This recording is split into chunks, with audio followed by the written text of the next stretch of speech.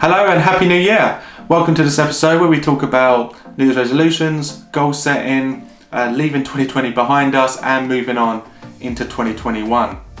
So I'm going to start this episode by asking the question, should you be setting yourself New Year's resolutions? And for me, the answer is, why wouldn't you? You know, I think it's we all need to constantly reflect on our life, not just within fitness, within our normal life goals and self-development. I think it's a great opportunity to sit back and reflect on what's happened over the last 12 months and then what you want to do going forward. So 2020 is definitely a year a lot of people want to leave behind them, but within that year there still would have been a lot of positives. You know, 12 months is a long time and there's a lot of things to reflect on, like how well did we handle lockdown, how was our training and fitness during lockdown, did we pick up any bad habits, did we create any good habits, what does our work situation look like. So I think for me, between that Christmas and New Year break, I sat back and reflected on my year, and then I've made some solid plans for 2021, and that's what we're going to talk about today. So for me, within fitness, it's quite easy to always say, well, I'm going to start again on Monday, I'm going to start tracking my calories on Monday, I'm going to up my training from Monday. But that's kind of like a never-ending date, where the 1st of January, the first of the year is, right, I've got 12 months now, I'm not going to come into 2022 in the same condition I come into 2021. These are the things I want to improve on. And I think we should always look to focus on self-development, focus on our fitness and set ourselves goals that we can reach, and so we can reflect back on this time next year and say, that was an awesome year, this is where I was, this is where I am now. So with that, let's talk about self-development goals first, and then we'll talk about fitness goals.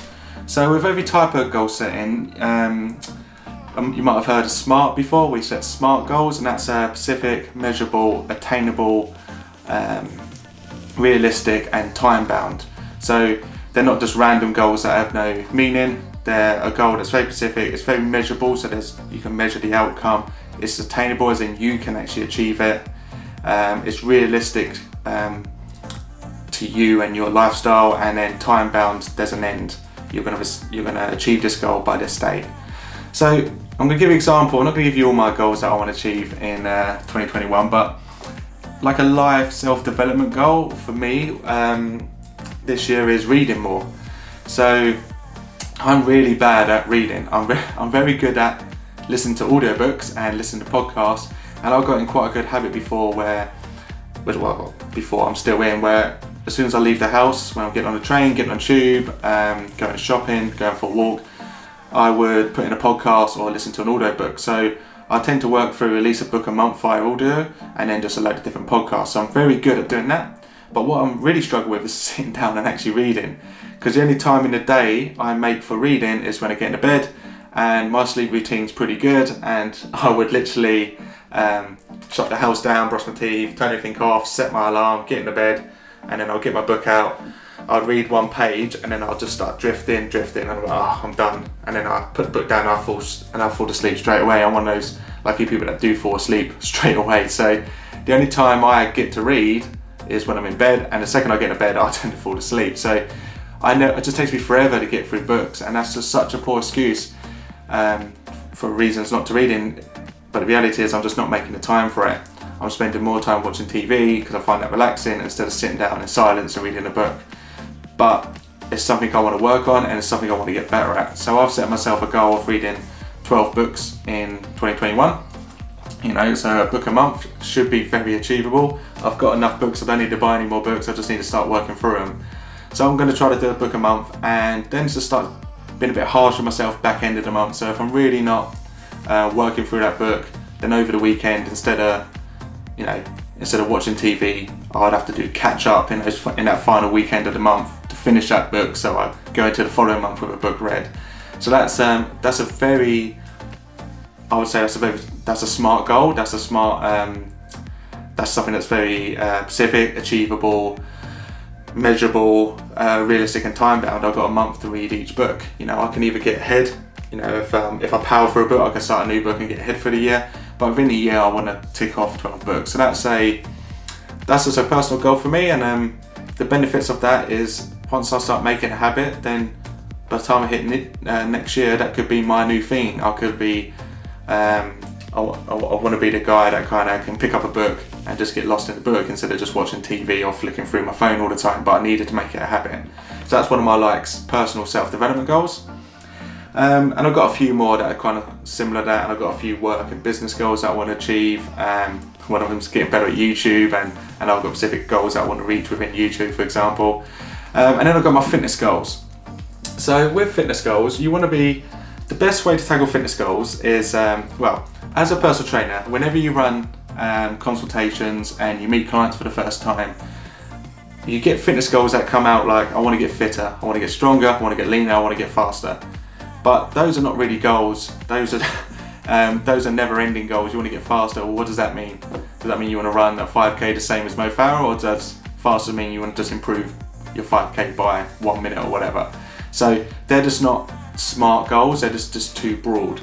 So as a PT, when you sit down in the consultation, people give you those sort of goals, and then as a personal trainer, you're meant to then put those into something more achievable, attainable, and then you make a plan to reach those goals. So you should do the same. So with fitness, we're going to take a few of those headlines and kind of break them down into how you can set fitness goals.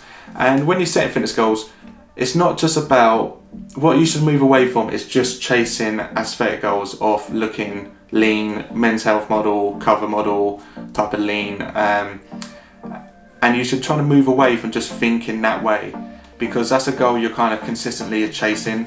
And when you see people that are in that sort of shape, guys and girls that are in that sort of kind of model shape, low body fat percentage, lots of muscles, lean muscle tissue, it's took them a long time to get there. Fitness is a long game. When you see those people that are in peak physical condition, they've gone through multiple training cycles, multiple phases of training. They've got a great training history, like a great training age. Your training age is how long you've been training for. So they've got all that experience and time built up, and they're probably incredibly disciplined with their sleep, nutrition, their recovery, and their training programs. So what I'm saying with this is, don't constantly chase those type of aesthetic goals, because we're all starting our fitness journey at different levels, and that's a long-term plan, and fitness is a long-term plan, and fitness is a habit you want to kind of get into. You don't set those sort of goals for like 6 weeks, you hit that and then it's over. It's kind of like a ongoing process. So what you should do is not just chase aesthetic goals, but move into more performance measured goal setting. And what I mean by that is setting yourself test weeks. So we're just starting January now.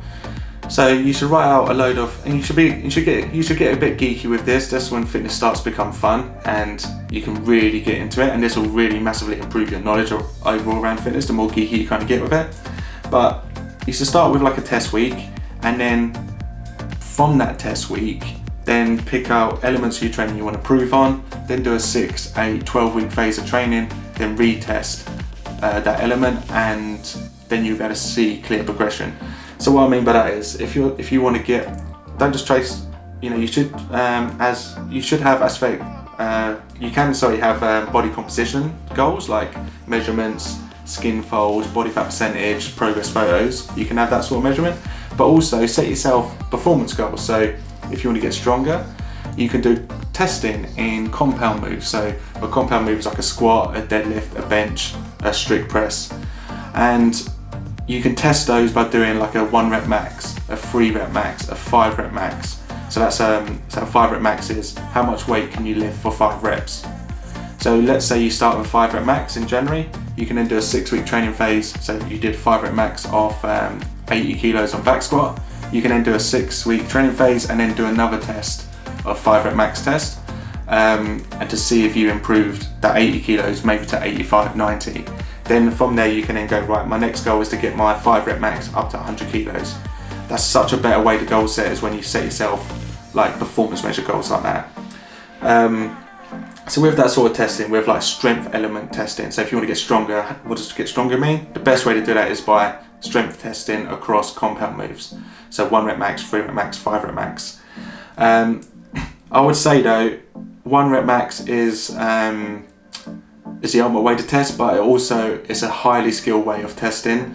1 rep max is very mental. It's you need great form, great technique under pressure as well. So 1 rep max is very dangerous, so you need experience before you start doing 1 rep max testing is what I'm trying to get at.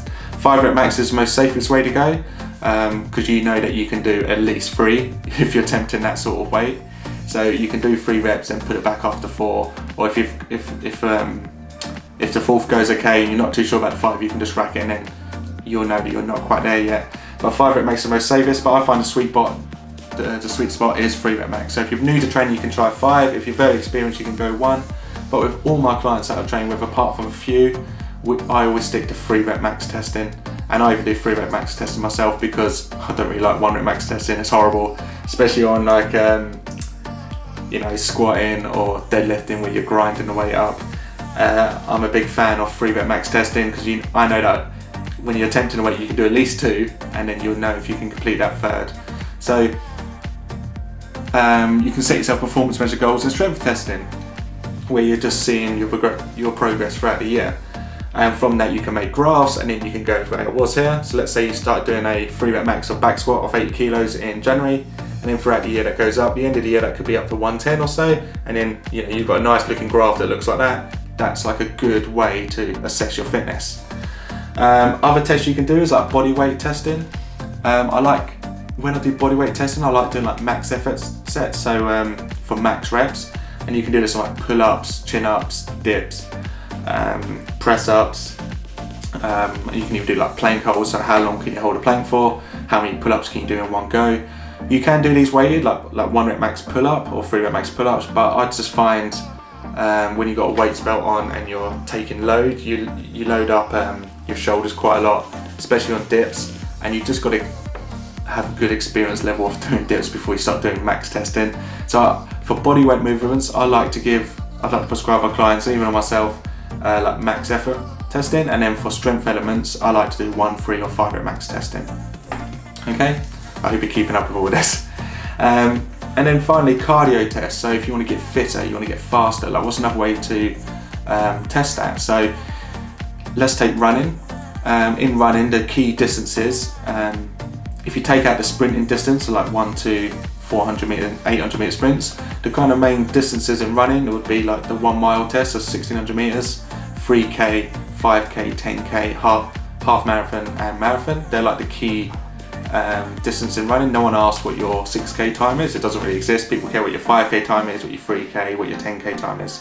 So if you're someone who likes running and you run quite regularly, you should say to yourself, okay, let's go do a 5k test, see where my numbers are, go do a load of training, and not just 5k every week. You could do a steady 5k, you could do tempo runs, like 5 1ks at a certain speed, you could do different interval training around the track, you can do some endurance work, do that for like 6 weeks and then retest your 5k.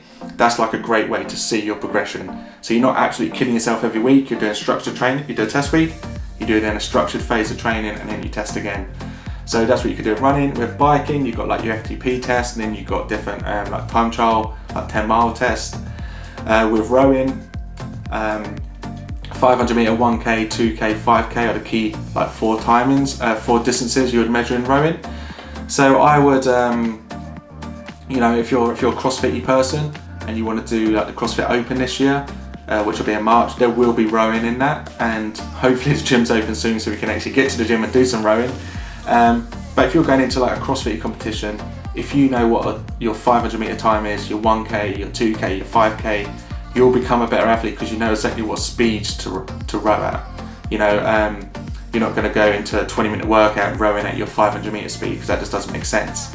So once you start understanding these numbers, you become such a better athlete, such a better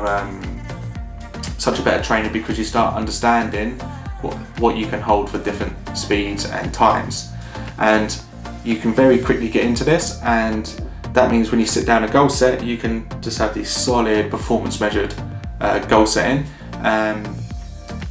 which is, again, it's smart, it's specific, it's measurable, it's attainable, time bound, realistic. Yeah, I said that in the wrong order, but you get what I mean.